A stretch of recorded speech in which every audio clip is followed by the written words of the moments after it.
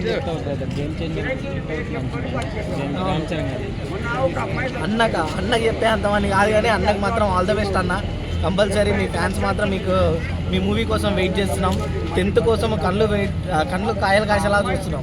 10వ తారీఖు ఎప్పుడు వస్తుందా, ఎప్పుడెప్పుడు చూద్దామని. భయ్యా RRR తర్వాత రామ్ చరణ్ గారిది గేమ్ చేంజర్ వస్తుంది, అలాగే మన దేవరా వచ్చింది, దగ్గర 600 కోట్ల దాకా బాక్స్ ఆఫీస్ చేసింది.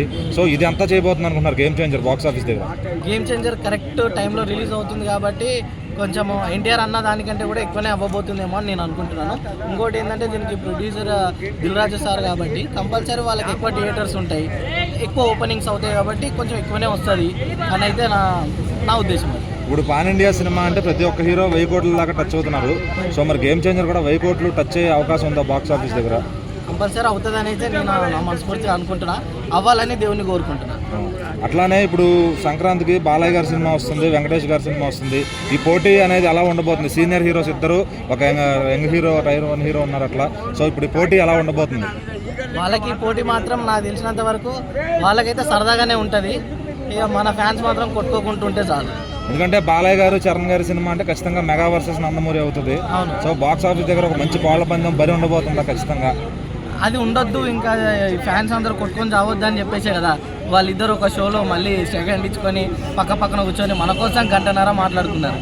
ఇంకా అలాంటప్పుడు ఆ కోళ్ళ పందాలు కాకుండా నాకు తెలిసినంత వరకు అయితే పక్కన 2 థియేటర్లు ఉంటాయి కాబట్టి ఈ థియేటర్కి వెళ్ళి ఈయన సినిమా చూడండి, ఆ థియేటర్కి వెళ్ళి ఆయన సినిమా చూడండి. అంటే కొంతమంది ఏమంటున్నారంటే సినిమా అనేది కొంచెం మెల్లమెల్లగా తగ్గిపోతుంది యావా.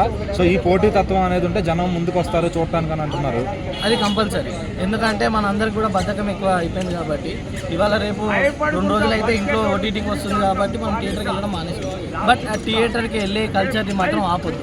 ఇప్పుడు నాకు తెలిసినంత వరకు అయితే ఇంకొన్ని రోజుల్లో థియేటర్లో సినిమాలు ఆడతాయో కూడా నాకు తెలిసినంత వరకు చాలా థియేటర్లు హైదరాబాద్లో ఉండే థియేటర్లు ఇప్పుడు మల్టీప్లెక్స్లు, కాంప్లెక్స్లు, పెద్ద షాపింగ్ మాల్స్ అయిపోయినాయి. నా ఫేవరెట్ థియేటర్ సత్యం థియేటర్, ఇప్పుడు సత్యం అల్లు మాల అయిపోయింది కదా. నాకు పాత సత్యం థియేటర్ అంటే చాలా ఇష్టం నాకు. సో ఇప్పుడు అల్లు అర్జున్ గారి గురించి చెప్పారు కాబట్టి ఆయన ఇష్యూ అయిన వల్ల ఇక్కడ టికెట్ రేట్లు బెనిఫిట్స్ వరకు తెలంగాణ రాష్ట్రంలో ఇబ్బందులు ఉంటాయి అంటున్నారు నెక్స్ట్ సినిమాలకి. సో అది ఉంటుందా లేకపోతే మళ్ళీ క్లియర్ ఇస్తారా అందరికి? అది నాకేం తెలియదు, దానికోసం అంత ఐడియా ఏం లేదు.